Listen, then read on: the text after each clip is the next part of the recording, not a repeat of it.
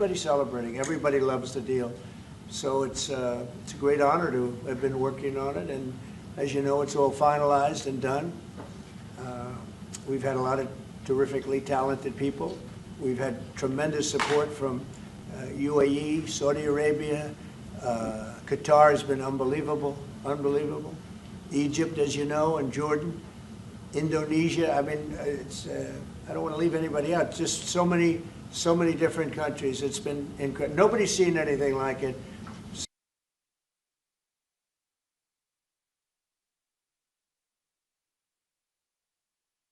The Nobel Peace Prize tomorrow. Well, I don't know. Look, I made 7 deals, and now it's 8. Solved the wars, one going 31 years, one going 34 years, one going 35 years, one going 10 years. I made 7 deals. This would be number 8. The one I thought that I was going to make, and I think we will probably, is because it's a ridiculous war. It's a horrible, the worst since World War II. If you look at the people going, is Russia, Ukraine. I think we'll do that too. We've a lot of reasons for them to do it, and I think they'll be coming to the table pretty soon. But this is the biggest of them all. This is a big one. Although I think India and Pakistan is very big. 2 nuclear nations. I made that. I did that based on trade and because of the tariffs. If we didn't have tariffs, you wouldn't have been able to do it. But I said, if you guys are going to fight, I'm putting 100% tariffs on each of you. And they immediately stopped fighting. And that was going to go nuclear. You know, that was back and forth. So I know one thing. I don't know what they're going to do, really. But I know this, that nobody in history has solved 8 wars in a period of 9 months. And I've stopped 8 wars. So that's never happened before. But they'll have to do what they do. Whatever they do is fine. I know this. I didn't do it for that. I did it because I saved a lot of lives. And that's the thing that bothers me so much about the Russia-Ukraine. 7,000 people are dying a week. Young soldiers. They're almost all soldiers of Ukraine and Russia. So in theory, it doesn't affect us, no, but it's a terrible thing. And we'll get that solved too. But nobody has ever done 8 wars. Nobody's done 8 wars in 30 years, let alone 9 months. Are you going to step up? Are you going to step up the pressure for a Ukraine deal? Yeah, we are stepping up the pressure. We're stepping it up together. We're all stepping it up. NATO's been great. The leader of NATO, as you know, Mark, has been fantastic, I think. And he's a fantastic guy. And they are stepping it up. And we're selling a lot of weapons to NATO. And that's going, I guess, to Ukraine for the most part. That's up to them. But they're buying weapons from the U.S. We make the greatest weapons in the world. You buy our planes and a lot of our equipment. And you have a big force, actually. You have a tremendous force of equipment. So I think we'll get that one done too, yeah. President Obama got it for way less. I want to finish, maybe. Mr. President, I'm from Finland. Mr. President, I'm from Finland. Is he okay? Yeah. Am I okay? He's all right. I'm all right. Mr. President. Great. Yeah, President. You are buying icebreakers from Finland. Yeah. But what if Russia and Vladimir Putin attacks Finland? Would you defend Finland? I would. Yes, I would. They're a member of NATO. I would. They're great people, but I don't think that's going to happen. I don't think he's going to do that. Yeah. I think the chances of that are very, very small. But it's very interesting because you have a military to your size. You have a very powerful military, one of the best. Certainly, we will be there to help. Okay? Thank you. Okay, please. Mr. President, thank you. We have a big border, as our president said. How would you exactly defend Finland? And yeah, thank you. Say what? How would you defend Finland? Vigorously. Can I just add on that? We're very pleased with the fact that we have so much training going on with American soldiers right now, so they're getting experience from Arctic conditions. And we're integrating our militaries together, working not only through the DCA agreement, but other ways as well. We see that day to day in the work that we do, and it's working well. Okay? Yeah. Please. Yeah, thank you. How do you Where are see you this? from? I'm from Finland too. All the In Finns its here. We have a News lot of- Asia. Yeah, a lot of Finns, It's no? very impressive. So, Mr. I like President, them better than our reporters. thank you. So, how do you see the situation in the Arctic developing? Are there going to be any mutual plans for Finland and U.S. to cooperate We have there? a lot of relationships together. I mean, mostly buying our military equipment. They buy a lot of it. They have an order, I guess, 60 planes, 64 F-35s, and many other things too. It's a big order. Big countries don't order that many planes. You know, it's 10 billion. You have a lot of aircraft, a lot of great military. We make the best military equipment. They buy a lot from us, so it's very good. We're going to work together very closely with Finland and with NATO. We have a very good relationship. As you know, I requested that they pay 5%, not 2%, and most people thought that was not going to happen, and it happened virtually unanimously. We had one laggard. It was Spain. Spain. You have to call them and find why are they a laggard, and they're doing well too. You know, the funny thing, because of a lot of the things we've done, they're doing fine. They have no excuse not to do this, but that's all right. Maybe you should throw them out of NATO, frankly. Please, go ahead. What are you planning to do with Tall that? gentleman, nice tall gentleman, go ahead, with the yellow shirt. Thank you, Mr. President. I wanted to change gears just really quickly and ask you, you're going to Walter Reed tomorrow? What are you having done, and how are you feeling? I'm meeting with the troops, and I'm also going to do a sort of semi-annual physical, which I do. And I think I'm in great shape, but I'll let you know. But I have no difficulty thus far.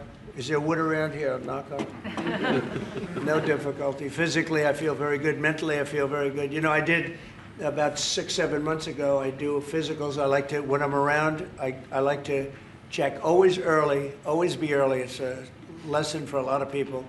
But I also did a cognitive exam, which is always very risky, because if I didn't do well, you'd be the first to be blaring it. And I had a perfect score.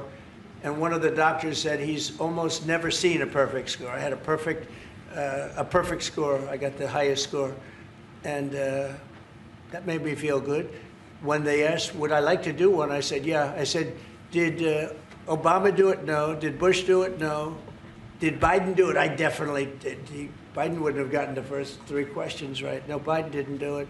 Biden should have done it. I'm actually a person that believes that if you're president, you should do a cognitive exam. But last time I took a cognitive exam, and it was a perfect score. The doctors announced it.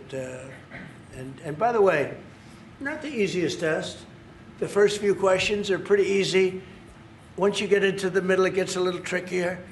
And there aren't a lot of people in this room that would get every single question right, I can guarantee you. You're putting me in a difficult spot now. Next question. Mr. President, Obama got the Nobel Peace Prize for way less than you did, and President Obama got the Nobel Peace Prize He for got a way prize less. for doing nothing. Exactly. Obama got a prize. He didn't even know what he got. He got elected, and they gave it to Obama for doing absolutely nothing but destroying our country. No, he was not a good president. The worst president was Sleepy Joe Biden, but Obama was not a good president. Are you going to do something with the They gave Hezbollah? him a prize. How many months after he won the election, then they gave him the Peace Prize, right? It was right after he was elected. Are you going to take care of My the- election was a much more important election. It was a follow-up about the Hezbollah. Now that you're fixing the situation between Hamas and Israel, are you going to be taking care of the Hezbollah or the Lebanese armed forces to take We're care of looking the at that, yeah, we'll be able to do that. That will be, it's a smaller part of the puzzle, but very important part. They have a great new ambassador that I appointed, Michelle, great new ambassador, so yeah, please. You said that the hostages will be released on Monday or Tuesday. What's your strict deadline? When do they have to get released? Well, and I how do you think make it's going to sure be Monday or party- Tuesday. It's going to be around that time, yeah. They're working on it very hard. Tuesday after They're next. in very diverse parts of the earth, okay? They're very, very diverse. Actually, it's, I think they're going to come through. I'd be surprised if they didn't. I think it'll happen. Mr. President. Thank you, sir. The 19th point of the 20-point plan said that in the future there could be conditions in which the Palestinians might eventually get a state, under what conditions do you think the Palestinians could Well, have their we'll own look state at in it the at the future? time. We're going to see how it all goes. And, you know, there's a point at which we may do something that would be a little bit different and may be very positive for everybody. But we'll be looking at that at the time. Mr. President. I think we'll get to that. I think we'll get to that period too. Yeah, please. Mr. President. Yeah, please, Lassen. Thank you. Mr. President, the United States has previously said that you would be that Europe would have to take more responsibility for its own security. Are you or the U.S. planning to withdraw some of the U.S. forces from the European soil? No, but we may move some around a little bit. I'd ask you that question, Pete. Go ahead. I think that's right, Mr. President. We're very much heartened by your leadership to get NATO to rise up to 5%, which means they can take primary responsibility for defense of the continent. But that doesn't mean America is abandoning NATO in Europe. But we could look at where our troops are postured, what makes the most sense for America and our NATO allies. We have a lot of troops in Europe, as you know, a lot. And we can move them around a little bit. But no, basically we'll be pretty much set. Go ahead, what's the second? My second question would be, are you planning to impose more sanctions on Russia at this point? I might, yeah, I might. Mr. President, your 20-point plan says we will encourage people to stay. Can you confirm that as Gaza is rebuilt, that no one will be forced to leave? Yeah, nobody's going to be forced to leave. No, it's just the opposite. This is a great plan. This is a great peace plan. This is a plan that was supported by everybody. I mean, as I said, they're dancing in the streets of many, many countries right now. It's amazing. I've never seen anything like it. No, we're not looking to do that at all. And Mr. President, how soon do you think that we can see a full withdrawal? Mr. President, can you cut through the politics on the shutdown? We had another failed vote today. Can you speak to our viewers from Orlando to Sacramento? What's your message to some of these families tonight facing missed paychecks, potential layoffs, and missed benefits due to the shutdown? Yeah, I blame the Democrats. They ought to call their local Democrat representative, whether it's a senator or a congressman, and it's their fault. I mean, they admit it, it's their fault. They campaigned on the fact that they'd never shut down the country, but they want to shut it down.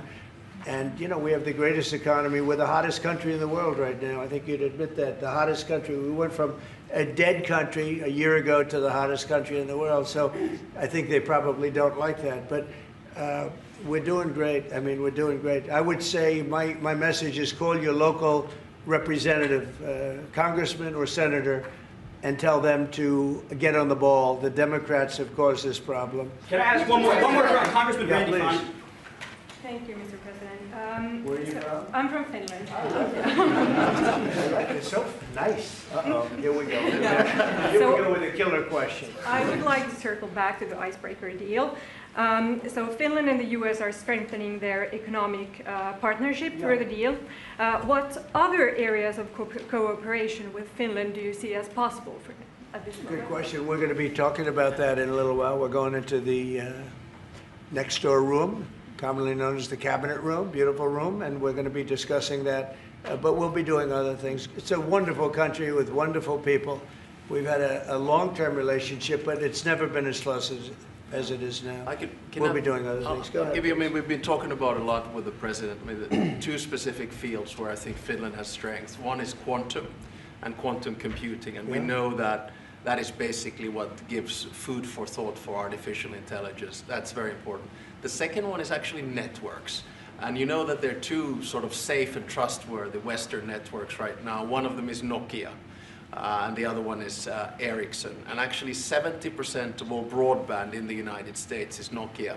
So one of the things that we could work on together is creating the 6G space through networks. And we actually, Nokia has 7,000 people working here in the United States and an American CEO.